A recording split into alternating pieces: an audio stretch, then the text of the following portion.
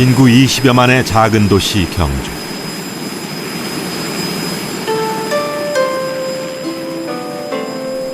우리나라 국민 가운데 경주를 한 번도 찾지 않은 사람은 아마 거의 없을 것이다.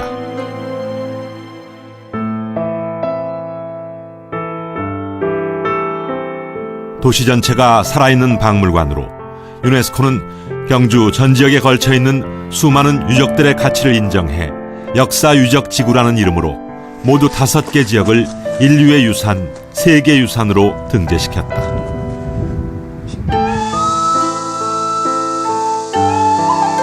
세계가 인정하는 귀한 유적들이 고스란히 모여있는 고도 경주. 경주는 천년 동안 왕조를 이어온 신라의 수도 서라벌이다. 신라의 서라벌이라는 그 도시는 원래 작은 마을에서 출발해서 계속해서 이렇게 성장해 나갔습니다. 그래서 적어도 6세기경에는 그 도시 계획이 만들어져서 도시가 형성이 됐고, 그럼으로써 7세기, 8세기를 지나면서는 뭐 세계적인 대도시가 됐다고 할 수가 있겠죠. 그 문화적인 수준이 아마 당나라의 장안성에 못지않은 그런 수준으로까지 갔지 않을까 그렇게 생각이 됩니다. 남아있는 유적이나 유물들의 그 모습, 그리고 거기에 들어가 있는 사상적인 요소, 뭐 이런 것들이 다 그런 걸 말해준다고 할 수가 있습니다. 천년왕국 신라의 기원은 서라벌에서 시작되었다. 사로국, 우리말로 서라벌이라 불리던 부족국가는 기원전 57년 고대국가로 성장한 뒤 676년에 이르러서는 백제와 고구려를 통합하는 대위협을 이루었다.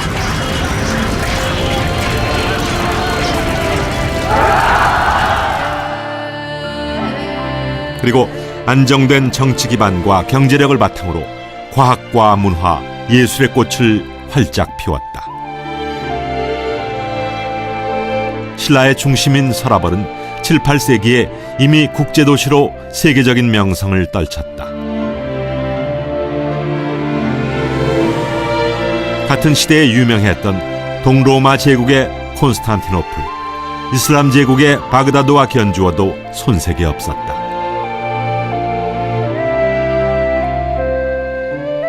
하지만 이보다 더 놀라운 건 서라벌이 천년 동안 신라 왕조의 수도였다는 사실이다.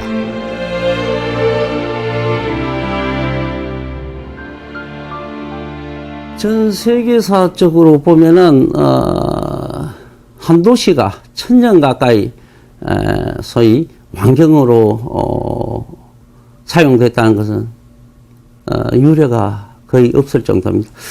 대체로 보면 이스탄불이라든지 장안이라든지 이런 도시들은 거의 천년 가까이 수도로서 역할을 했습니다. 했지만은 한 왕조가 한 도시를 천년 가까이 그 왕성과 왕경으로 활용한 건 아주 특수한 사례라고 볼 수 있고, 세계사적으로도 연구할 만한 가치가 있는 그런 사실입니다. 이탈리아의 로마, 일본의 교토, 중국의 서안, 그리고 경주. 이 네 도시의 공통점은 천년 동안 한 나라의 수도였다는 사실이다.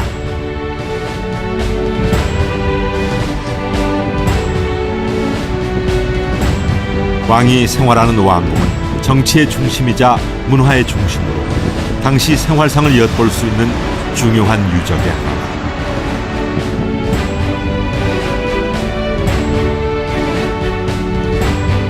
조선시대 한양, 서울에는 경복궁을 비롯해 창덕궁과 창경궁 등 5궁궐이 저마다 우아한 자태로 역사를 이야기하고 있다. 이처럼 세계적인 역사 도시들은 저마다 왕궁과 성을 잘 복원하고 유지하며 자신들의 문화유산을 자랑하고 있지만 천년고도 경주에는 왕궁과 왕성이 없다.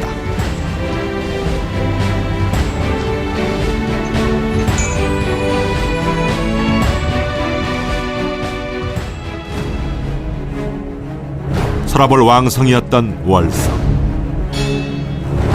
흙을 쌓아 올린 토성인 왕성 안에 신라의 왕궁이 있었다.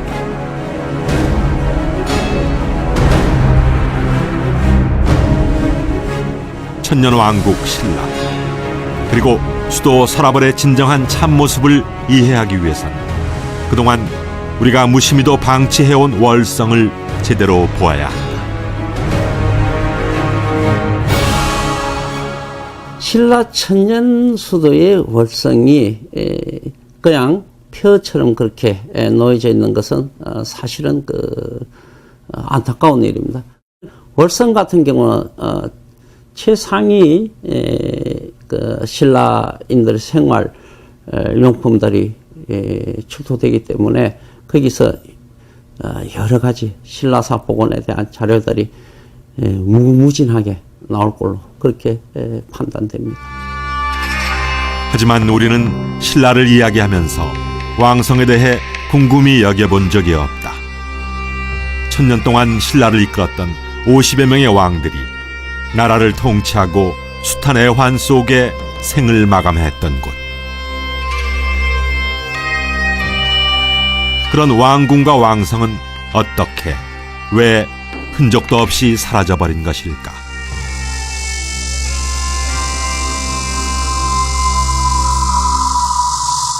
(935년) 신라가 망했습니다. 경순왕이 백관들을 거느리고 개성에 있는 그 왕건한테 항복을 해서 갔죠. 신라의 중심 세력들은 경주를 떠났습니다. 그 이후 신라의 왕성이었던 월성은 고려시대에 왕성으로 유지가 되질 않았던 것입니다. 그렇기 때문에 935년 이후 어느 누구도 고려나 조선시대의 어느 왕조에서도 신라 왕성을 유지할 생각을 하지 않았던 거죠. 그 과정에 신라 왕성은 완전히 폐허가 되고 땅속에 묻혔습니다. 월성의 흔적은 과연 어디에서 찾아볼 수 있을까?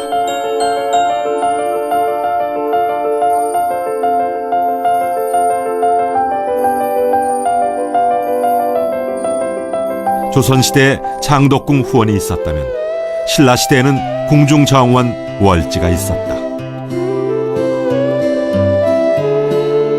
기러기와 오리가 많이 논다고 하여 조선시대 때부터 안압지로 불렸지만 신라시대 이곳의 이름은 월지였다.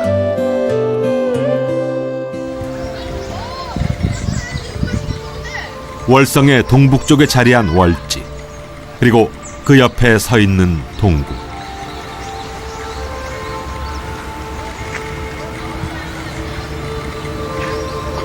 저수지처럼 방치되었던 월지의 본 모습이 드러난 건 1974년 경주 관광 종합 개발을 시작하면서부터다.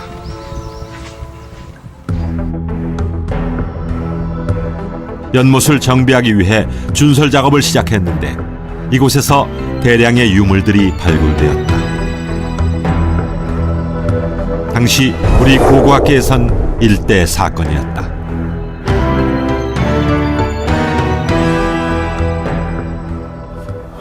그때가 75년도로 기억을 하는데요. 그때 아마 안압지를 경주 사적관리사무소가 있었어요. 준설을 해서 연못을 전체를 한번 보여주기 위한 그런 작업을 처음에는 시도를 했습니다. 준설을 하는 와중에 유물들이 많이 나왔습니다.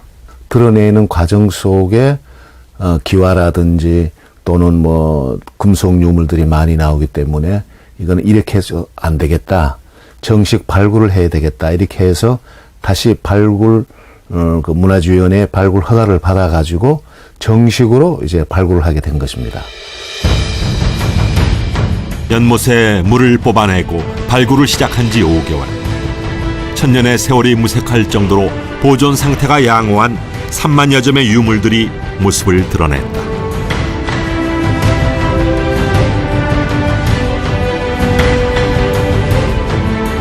현재 국립경주박물관에서는 월지관을 별도로 마련해 당시에 발굴한 유물들을 전시하고 있다.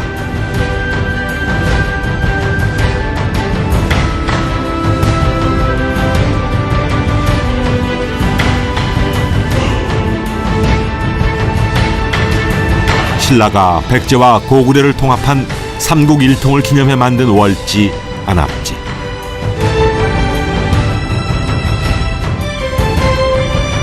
이곳이 새롭게 조망되는 이유는 단순한 연못이 아니라 왕궁의 동쪽에 있다는 동궁이 건립돼 있었다는 사실을 발굴을 통해 뒤늦게 알았기 때문이다.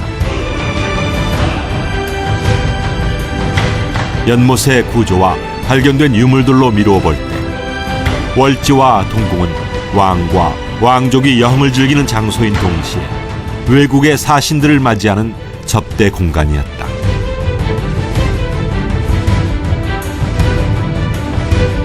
현재 유일하게 남아있는 신라시대 궁궐 건축물 월지를 통해 천년 전 월성의 모습과 월성에서 살았던 왕의 생활상을 조용히 그려본다.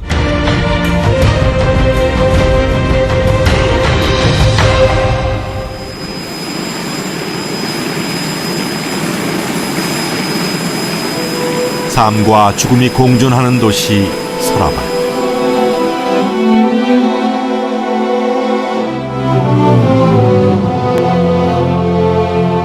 경주에는 해방 직후 155기의 신라시대의 고분이 있었다.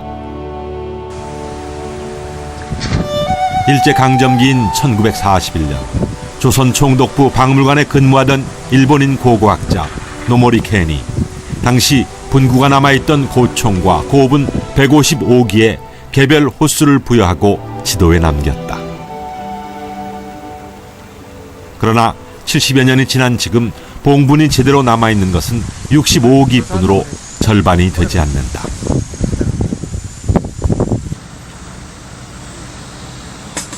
죽음을 맞이한 신라의 왕과 왕족들은 월성 바로 옆에 또 다른 궁궐인 고분을 지었다. 그리고 그 속에서 저승의 삶이 이어진다고 굳게 믿었다. 고분이 세계적으로 유명세를 떨친 건 1921년 일제강점기 시절. 지금은 작고 초라하게 남아있는 이 고분에서 금관이 최초로 발굴되었기 때문이다. 금관청의 발굴은 한마디로 말해서 신라의 고분, 즉 경주의 고분이 세계적인 고분이다 하는 걸 알려주는 계기가 된 아주 중요한 발굴이었습니다. 근데 사실은 이건 뭐 발굴이라기보다는 발견과 수습이라고 할 수가 있습니다. 원래 금관청 앞에 가옥들이 들어서 있었고 그 가옥의 주인이 자기 가옥을 확장하기 위해서 자꾸 뒤로 가다 보니까 금관청의 주체부를 건드리게 되었고 그래서 금관을 비롯한 많은 금제품이 쏟아져 나와 버렸습니다. 이 금관이 처음으로 출토가 됨으로 인해서 또 금관을 비롯해서 또 많은 유물들이 또 한꺼번에 쏟아져 나옴으로 인해서 당시에는 동양의 투탕카멘이라는 말을 들을 정도로 유명한 고분이 되었습니다.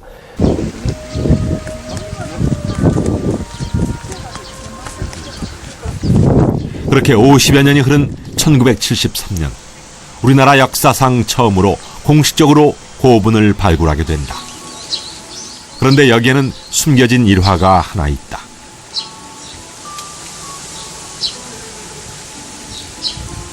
일단 황남대총을 발굴하기 전에 그 가까이에 있는 천마총 155호분이라고 그럽니다. 아까 그 말씀드렸듯이 일본 사람들이 이제 경주에 155기의 그 무덤이 있다 그랬는데 그 마지막 번호가 155번 그게 이제 천마총인데 작은 것을 연습 삼아 한번 발굴해보고 그 다음에 이제 황남대총을 하자 이렇게 했거든요.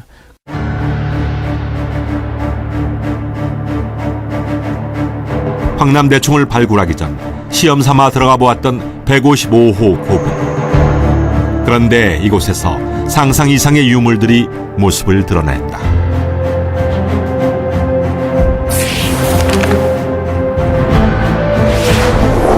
금관을 비롯한 장신구들,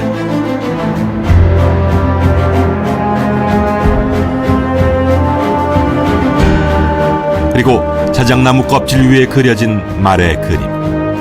당시 발굴에 참여했던 김정기 전 국립문화재연구소장은 천마도를 발견했을 때의 심정을 이렇게 회고했다.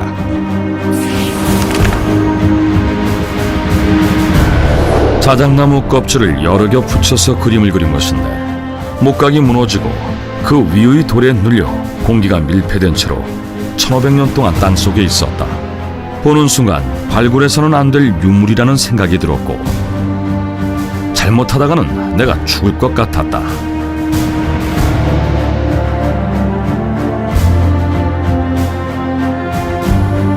(1500년의) 긴 잠을 잘못 깨웠던 탓인가. 천마총을 발굴했을 당시 발굴 현장에는 기이한 일이 벌어졌다고 한다. 그때 이제 금관을 수습하는데 그냥 아주 이 햇볕이 쨍쨍 내리쬐는 아주 그냥 정말 이 더위 날, 삼복더위 날인데 금관을 수습하려는 순간 갑자기 먹구름이 끼면서, 이건 사실이에요. 먹구름이 끼면서 천둥 번개가 치고 비가 그냥 막 오는 거예요. 그러다 솔직히 금관을 이제 수습해서 유물 상자에 넣어가지고 이제 들고 일단 바닥에 그 위에 나와가지고 밑으로 사무실로 가야 된단 말이죠. 이렇게 들고 나오다가 이게 뭐 몇 번 나도 이야기를 했습니다만 번개가 치고 하니까 겁이 나잖아요.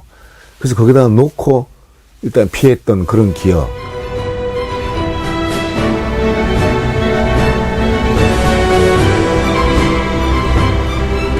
고분의 유물들은 신라의 역사와 왕들의 생활상을 연구하는 데 귀한 자료가 되고 있다.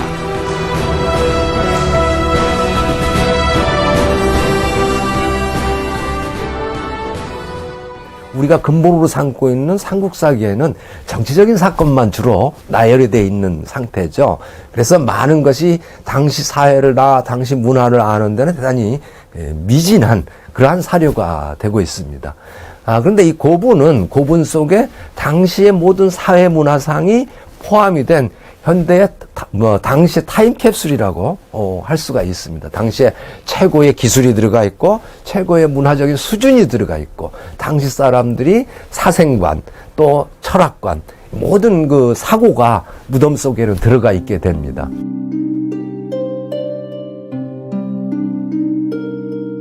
하지만 발굴된 고분들을 보면서 한 가지 안타까운 마음이 든다.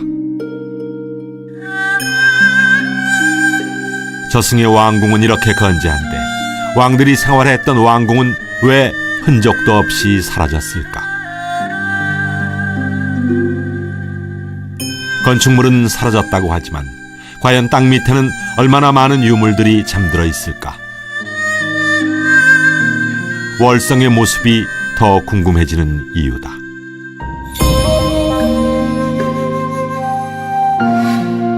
이곳은 신라시대 궁궐이 있던 곳이다. 사적 제16호 경주 월성.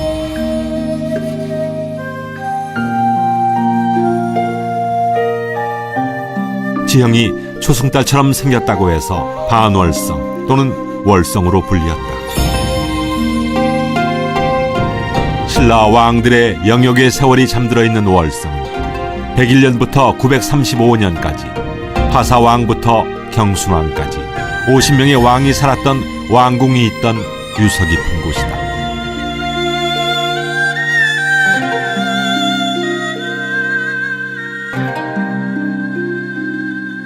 하지만 신라가 망하고 고려가 등장하면서 수도는 개경으로 바뀌었다. 살아버린 일개 지방도시로 격화되었으며 감시의 대상이기도 하였다.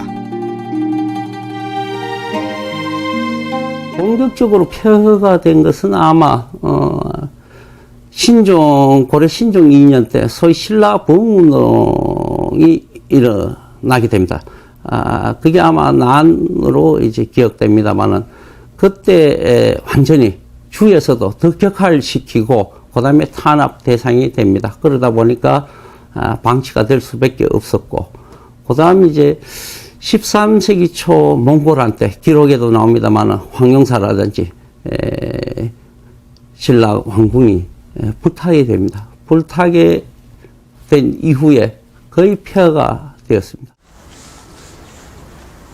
하지만 천년의 기나긴 세월 동안 굴욕을 맛본 월성에는 우리가 쉽게 손댈 수 없는 보물들이 땅 밑에 숨어 있다. 그래서 박정희 대통령 때도 거기를 발굴 조사를 하라고 이렇게 명을 내리셨어요. 그런데 이제 일부 그 문화재 관련 종사자들이 하는 흉내만 내고 일부러 안 한 거죠.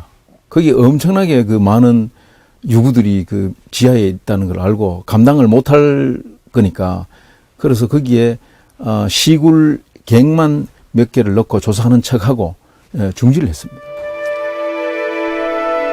눈에 보이는 것만이 전부가 아니듯 월성 아래엔 무궁무진한 비밀들이 숨겨져 있다. 다만 쉽게 다가가기 힘들 뿐이다. 천년 동안의 서운함에 성문을 굳게 걸어잠근 월성.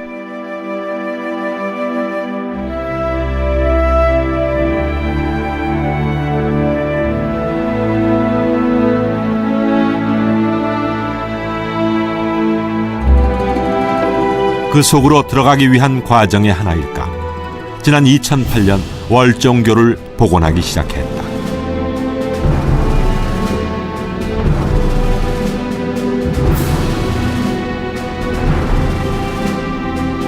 서라벌 귀족들이 생활하는 왕경과 왕성을 이어주는 다리 월정교는 월성의 남쪽을 끼고 도는 남천을 가로질러 길이 60m, 폭 13m에 달하는 국내에서는 보기 드문 누각형 다리다.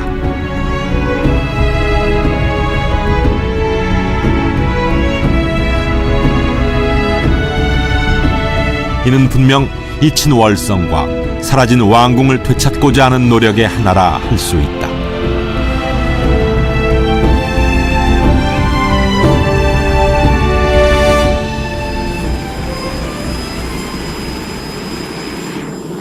(1984년) 정부에선 월성과 월지, 계림, 첨성대를 하나로 묶어 월성 대공원을 만들 생각이었다.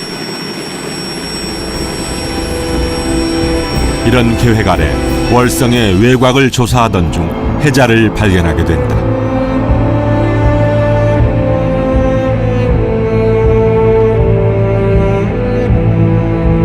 해자는 적의 침입을 막기 위해 성 밖을 따라 물을 흐르게 만든 못이다. 해자와 일부 유물들의 발견을 계기로 국립경주문화재연구소에서는 1985년부터 본격적으로 월성 외곽을 발굴하기 시작했다. 그리고 30년이 흐른 지금까지도 해자의 발굴과 조사를 계속하고 있다. 84년부터 정식 해자 발굴을 시작을 했는데요. 그렇게 하게 된 동기는 79년도, 80년도에 여기 월성에 대한 약간의 성벽, 내외측을 시구를 했습니다. 그래서 그 부분이 필요했던 거죠. 그래서 이제 해자를 함으로써 월성을 직접 아직 하기는 이르고, 그래서 주변에 대한 조사를 해서 해자의 유무, 그 다음에 성벽의 직간접적인 그러한 그 어떤 구조라든가 그런 걸 알기 위해서 시작했습니다. 저기는 그 기와장 걷어냈나요? 아니면 원래 그대로인가요? 며칠 정도? 그 없는 부분. 해자를 발굴하면서 기와와 토기 등 9만여 점의 유물들이 함께 발견되었다. 베일에 쌓여있던 월성의 신비가 하나씩 벗겨지는 순간이었다.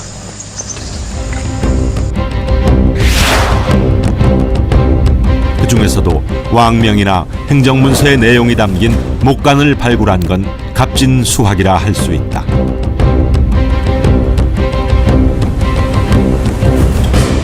목간 같은 경우는 이제 여기 밑에 해자 유적의 뻘층 같은 경우 같은 데서는 아마 당시에 중요한 어떤 기록이라든가 아마 그런 지명 같은 거 그런 거 기록이 나와 있습니다.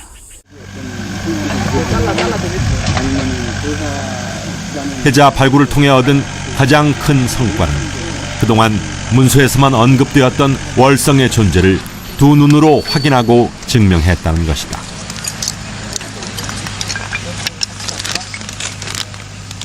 인고의 세월을 딛고 천년 동안 숨어 있어야 했던 왕궁과 왕성을 둘러싼 해자. 30년에 걸친 해자 발굴은 월성의 고고학적인 가치를 일깨워주는 더없이 좋은 계기였다. 이 자체만으로도 신라 천년의 어떤 가장 정체성을 이야기할 수 있는 부분이 아닐까. 다만 이제 알려지지 않았던 그런 부분들은 그동안에 이제 지하 탐사를 통해서 내부에서는 정말 적지 않은 거물지, 거의 전면에 걸친 거물지, 예를 들면은 석축열이라든가 또는 어떤 담장이라든가 어떤 기단이라든가 또는 그 거물지의 초석 이런 것들이 질서정연하게 지하에서 있으면 지하 탐사를 통해서 많이 확인을 한 바가 있습니다.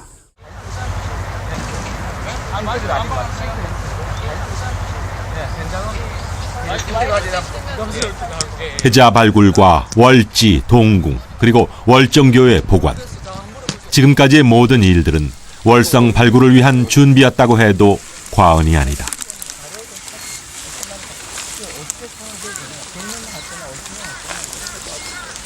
월성의 내부를 본격적으로 조사한 건 지난 2007년 지하 레이더 탐사를 시작하면서부터이다.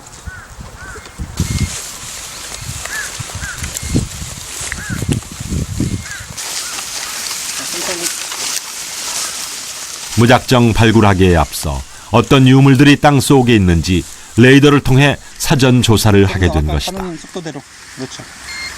여기서부터가 진짜입니다.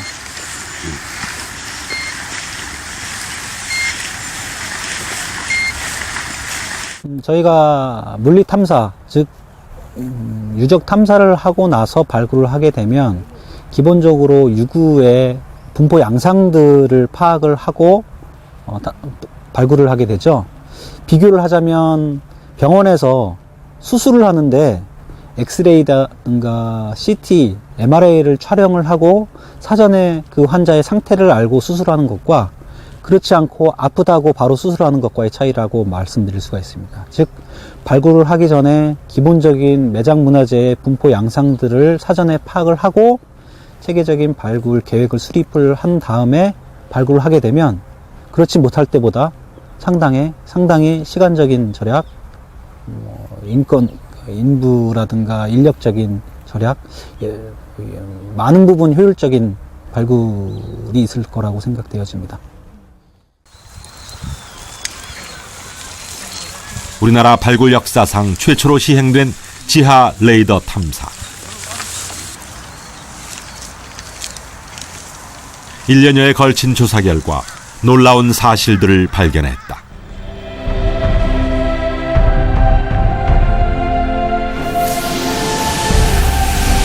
(11만) 제곱미터가 넘는 월성 안에 동쪽 끝부터 서쪽 끝까지 다양한 종류의 건물들이 빼곡히 들어있었다는 사실을 밝혀낸 것이다. 저희 월성 내부 지역을 14구역으로 탐사를 했습니다. 14구역을 약 225km 정도의 직선 거리로 사람이 이동을 하면서 데이터를 확보를 했고요. 지금 저희가 서 있는 곳이 석빙고 앞인데 구체적으로는 석빙고 앞에 도로와 열채가 넘는 건물지와 궁성의 위치를 상상의 궁성이 아니라 실제 물리학적으로 데이터로 눈으로 확인할 수 있는 그림으로 표현할 수 있는 성과들을 좀 얻었습니다. 14개의 구역 중에서도 흥미를 불러일으키는 곳은 9구역이다.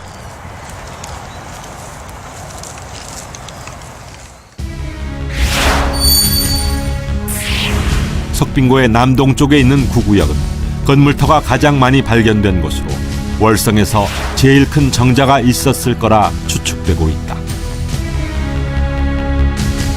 건물터의 흔적이 얕은 곳은 지표에서 불과 10cm 바로 아래에서부터 나타난다. 맨손으로 조금만 파보면 쉽게 초석이 드러날 정도로 유구가 생생하게 남아있다.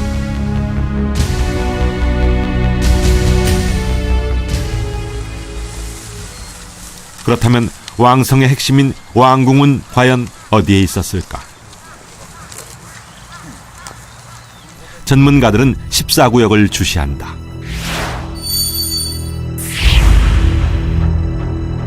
건물의 초석이 질서정연하고 동서로 긴 직사각형 건물터가 복잡하게 중복되어 있어 왕이 진물을 보던 건물이 아니었나 예측하고 있다. 중심 건물로 추정되는 건축물은 가로 12m, 세로 16m 크기이며 이 초석 바로 바깥으로 가로 15m, 세로 23m의 초석이 중복되어 남아있다.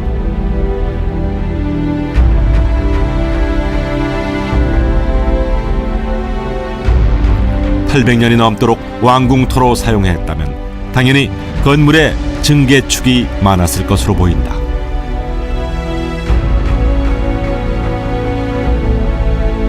특히 14구역은 서쪽 1구역보다 15m에서 20m 정도 지형이 높아 왕성 내부를 전체적으로 조망할 수 있고 동궁이 있던 안압지와도 가장 가까운 곳이다.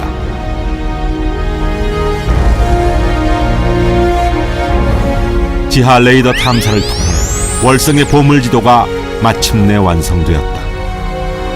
흔적도 없이 사라졌던 월성의 옛 모습을 땅 위에 선명하게 그릴 수 있게 되었고 화려했을 서라볼 왕궁을 상상해 볼 수 있게 되었다. 하지만 천년의 흔적을 되살리는 일이란 그렇게 쉬운 일이 아닐 것이다. 너무나 기나긴 세월의 역사가 땅속에 켜켜이 쌓여 있기 때문이다.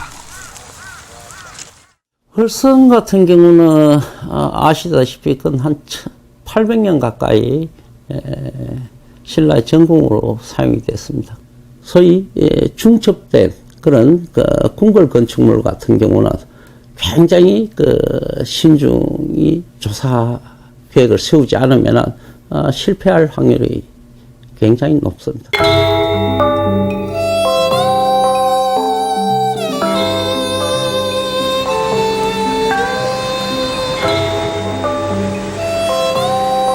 일본인들이 마음의 고향이라고 부르는 교토.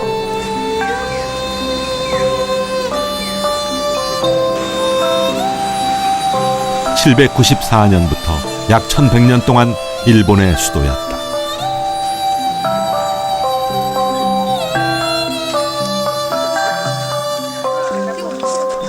중국 당나라의 수도인 장안, 지금의 서안을 모델로 설계된 교토는 17개 건축물들이 세계유산으로 등재되어 있다.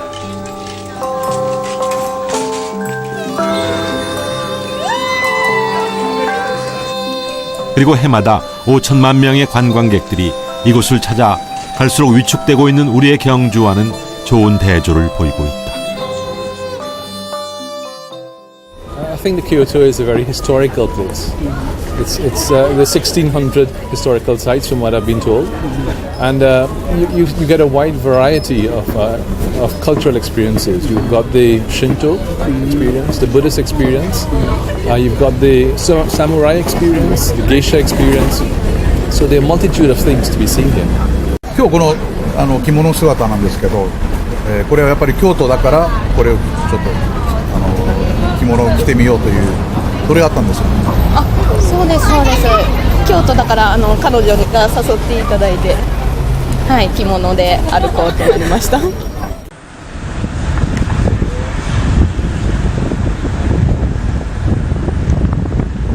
교토에서 차로 1시간 거리에 있는 작은 도시 나라.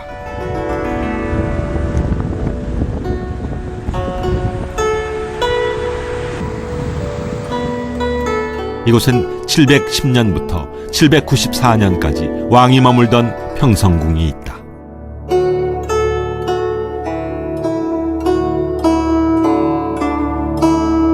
오랜 고증과 조사를 거쳐 서서히 모습을 드러낸 평성궁. 60년 동안이라는 기나긴 발굴과 복원 과정을 거쳐 주장문과 대극전이 완성되었다.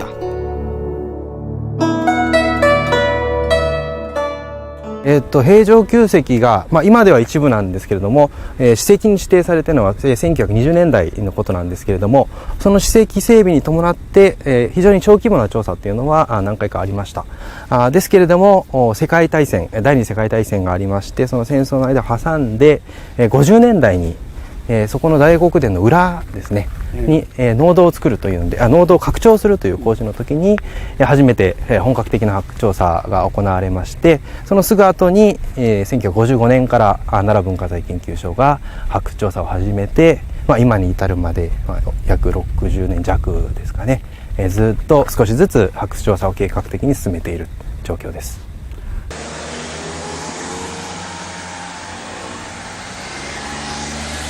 대극전 뒤에는 도로가 나 있고 주장문과 대극전 사이에는 아직도 전차가 지나다닌다.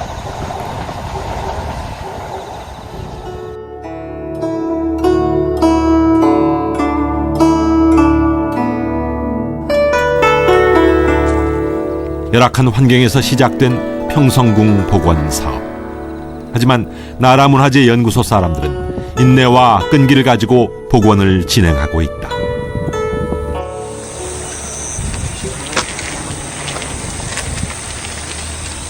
평성궁 옆에는 발굴 자료관이 마련되어 있다.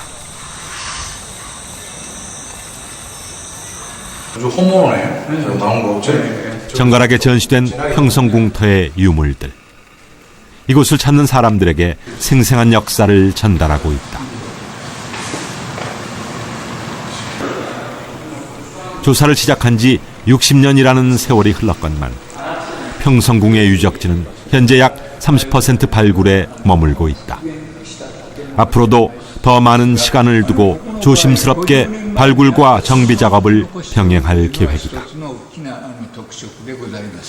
これからずっと未来へ調査研究というのは続くと思うんですけれども、私が個人的に思うのは、決してその平城宮なら平城宮を全部掘ってしまうということは私たちはしないであろうと、そういうふうに思います。それは、発掘調査を何十年もやっていると分かることなんですけれども、昔の調査と今の調査とやっぱり技術とかいろいろな考え方とか水準が違います。ですから今の時点で全てを掘ってしまうということをすると、未来のさらに例えばもっと高度な技術であったりとかいろいろな考え方であったりとか、そういうことを反映できなくなってしまう可能性がありますので、単に面積をずっと 100% に近づけて掘っていくと、そういうことはおそらく私たちはしないであろうと思います。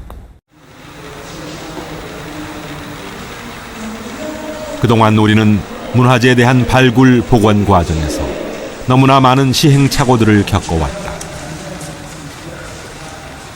이는 수많은 전문가들이 한결같이 지적하고 있는 이야기다.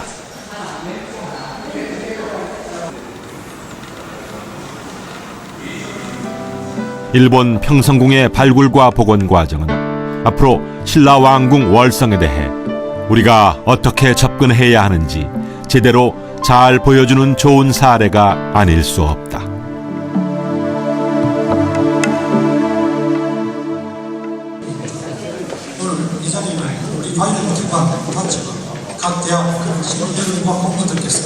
천년수도 설화벌 왕궁 월성.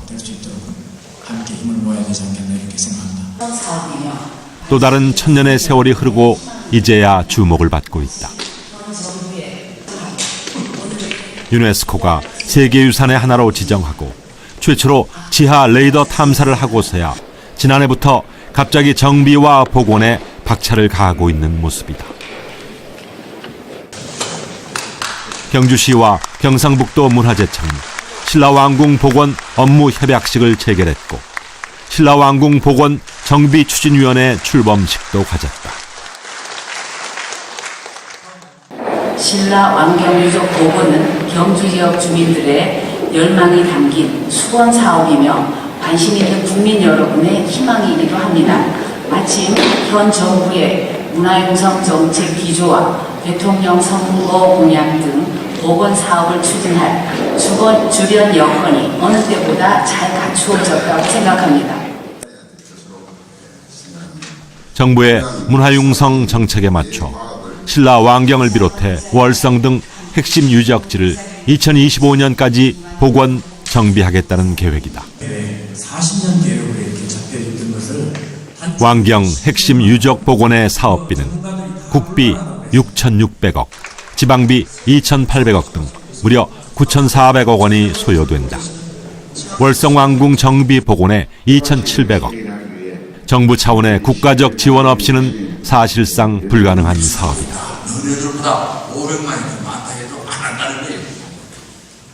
예산 문제도 문제지만 다른 한편으론 왕궁 복원에 대해서는 성급한 계획이라는 우려의 목소리가 벌써 나오고 있다. 모아서 우리 문화재청장님 이 천년의 수도라는 것은 천년 동안 당시에 최고의 문화적인 수준을 유지를 했다는 의미가 아니겠습니까?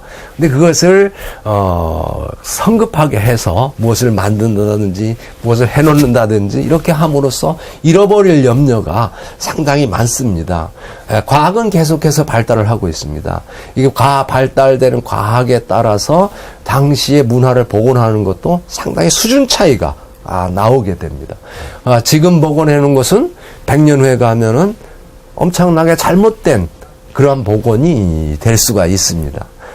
15년 후라고 하면은 제가 보기에는 시간이 너무 촉박합니다. 그래서 우리 속담에 빨리 먹는 밥이 취한다는 그런 얘기 있거든요. 예를 들어서 숭례문 같은 경우에도 불탄 이후에 너무 빨리 이렇게 너무 어떤 우리가 보기에는 너무 정치 일정에 맞춰가지고 이렇게 하다 보니까 뭐 이상하게 나무도 뒤틀리고 뭐 이래저래 가짜 나무도 들어오고 또 그런 와중에 또 아까운 사람 한 사람 그냥 잃어버리고 그런 현상이 발생하거든요. 월성의 발굴과 복원에 대해서는 다른 접근도 필요하다고 얘기하기도 한다. 그동안 월성 관련해서 발굴된 자료들도 아주 많지는 않지만 없지 않습니다. 이런 것들을 통해서 월성 박물관이라는 걸 하나 만들 수도 있겠습니다. 이 과정에 필요한 게 뭐냐면 이 스토리텔링이라고 생각합니다. 유물이 많지 않아도 신라 왕성이 가지는 기능에 대해서 스토리텔링을 해서 설명을 할 수 있고 사람들한테 그렇구나 하는 그 느낌을 가질 수 있도록 해주는 역사 만들기 작업이 또 필요한 것이죠. 그 다음에 그런 작업을 하기 위해서는 신라 왕성연구소라든지 신라연구소라든지 좀 더 포괄적으로 얘기해갖고 이런 것들을 만들 필요가 있지 않나 생각됩니다.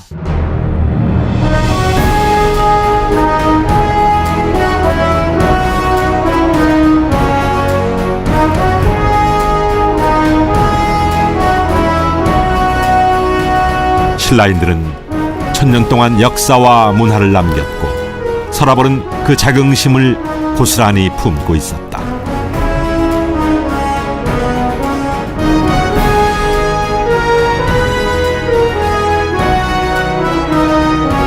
무관심 속에서 오랜 세월 폐허처럼 방치되었던 월성.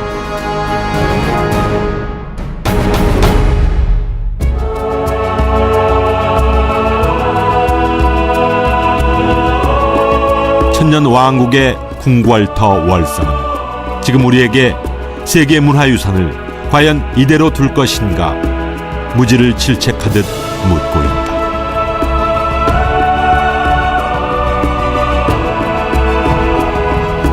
경주에서 사라진 왕궁을 찾아내고 잊힌 왕성을 기억해내는 일은 세계유산을 지키고 가꾸기 위해 우리 모두가 해야 할 일이다.